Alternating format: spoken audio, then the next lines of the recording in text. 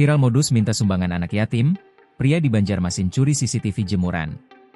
Peristiwa pencurian dengan modus meminta sumbangan untuk anak yatim terjadi di Banjarmasin, Kalimantan Selatan.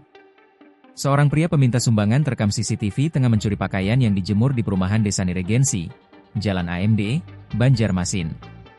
Dilansir melalui unggahan akun Instagram @info_Banjarmasin Jumat, 11 Juli 2025, terlihat seorang pria mengenakan pakaian koko lengkap dengan peci mendatangi salah satu rumah warga yang tertutup rapat. Pria tersebut diduga hendak meminta sumbangan untuk anak yatim. Di tangannya terlihat beberapa buah buku serta 2 tas yang digantungkan.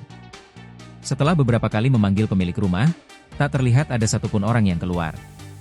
Kondisi itu pun dimanfaatkannya untuk mencuri 1 helai baju yang tergantung di jemuran.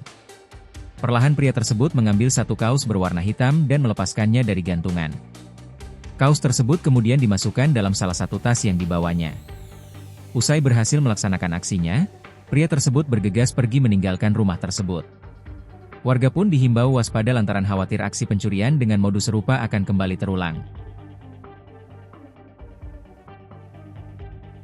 Download Tribun X sekarang, menghadirkan lokal menjadi Indonesia.